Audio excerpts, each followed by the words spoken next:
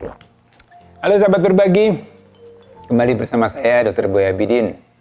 Sahabat berbagi, terutama sahabat berbagi yang sedang hamil. Kalau lagi hamil tentunya sering haus kan? Kalau haus siang-siang pasti pengen minuman yang dingin. Ya, dingin, manis-manis, kemudian ada rasanya yang enak. Nah, seperti minuman-minuman di depan saya ini ya.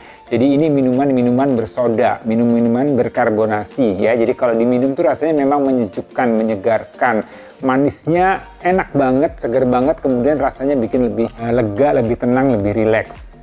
Tapi hati-hati nih ya untuk ibu hamil, karena minum-minuman seperti ini sebaiknya memang tidak dikonsumsi selama hamil.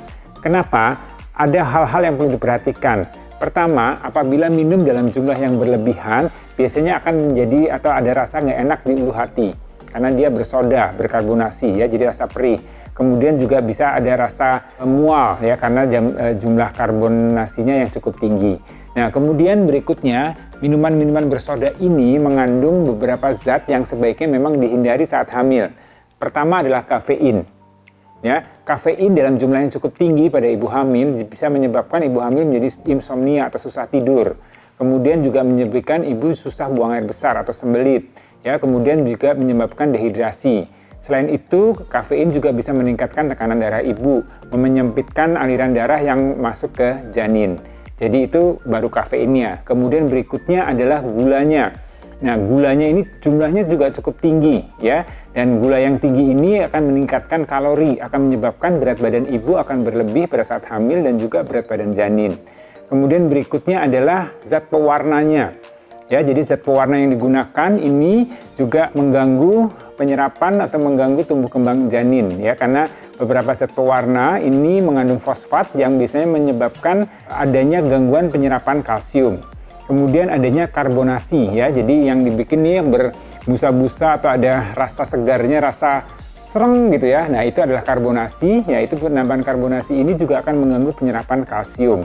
Dan juga minuman-minuman bersoda ini juga diberikan pemanis buatan, terutama minuman soda dengan embel-embel diet soda. Ya, jadi di mana katanya tidak ada pemanis, tapi itu ada pemanis buatannya, dan ini juga akan mengganggu penyerapan kalsium dari janin. Ya, jadi untuk ibu hamil nih yang pengen minum minuman bersoda, kalau memang pengen banget boleh deh 1 teguk 2 teguk, tapi jangan banyak-banyak. Ya, jadi dampaknya tadi banyak nih. Tadi kafeinnya bisa menyebabkan tekanan darah naik, kemudian kadar gulanya bisa menyebabkan kalori yang meningkat, baik pada berat badan ibu maupun berat badan janin. Penggantinya apa? Masih banyak. Nih, air putih, ini yang paling baik.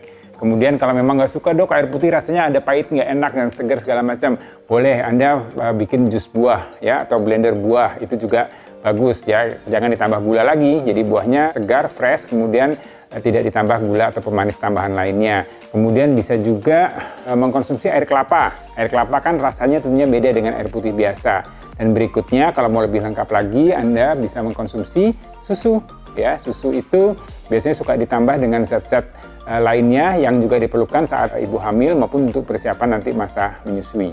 Ya, jadi untuk ibu hamil nih yang tadi pengen minum minuman bersoda, oke, lupakanlah minum minuman bersoda ini karena tadi memang ada dampak yang kurang baik untuk ibu hamil.